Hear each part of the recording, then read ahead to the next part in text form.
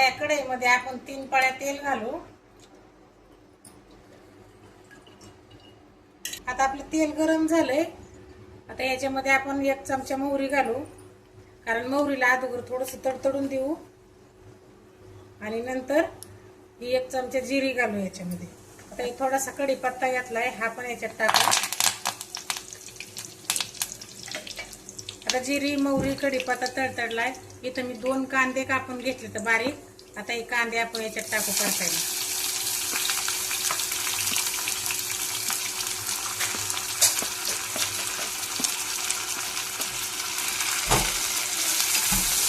न वाटण करता अशी छान आपण भाजी बनवणार आहोत।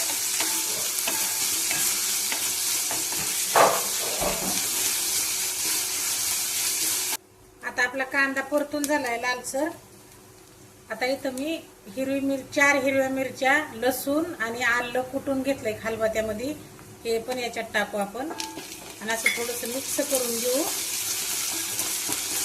आणि इथं मोठे 2 टोमॅटो कापून घेतलेत, हे टोमॅटो पण याच्यात टाकू।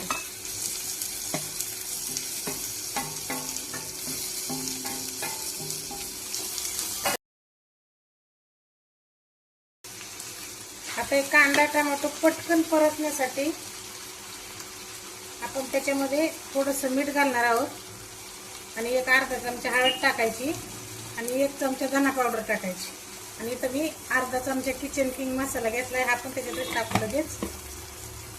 आणि 1 मोठा चमचा काश्मीरी लाल मिरची पावडर टाकली, ती पण याच्यात टाकू आपण।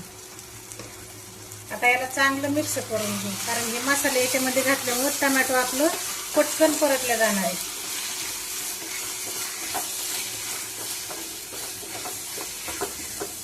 बघा आता हे आपलं सगळं परतून झालंय व्यवस्थित। आता इकडे मी एक अर्धा तांब्या पाणी ठेवलं होतं गरम, हे गरम पाणी आपण याच्यात घालू।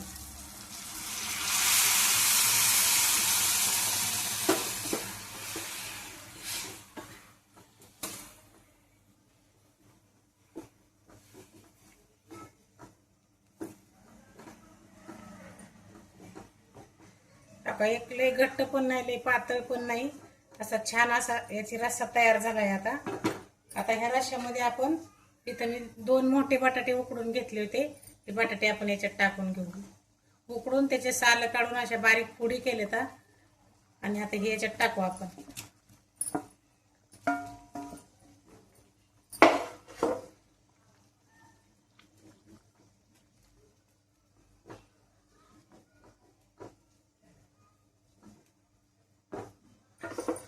आता याला आपण 5 मिनिटं चांगलं शिजून देऊ। आता याच्यात आपण थोडीशी बारीक कापलेली कोथिंबीर टाकू।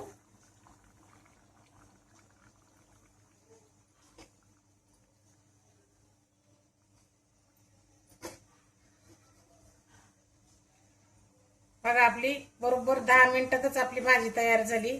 बघा किती छान झाली अशी तुम्ही पण करून बघा, खाऊन बघा आणि आमच्या चॅनलला लाईक करा, शेअर करा, सबस्क्राईब करा आणि कमेंट करून सांगा कशी झाली म्हणून।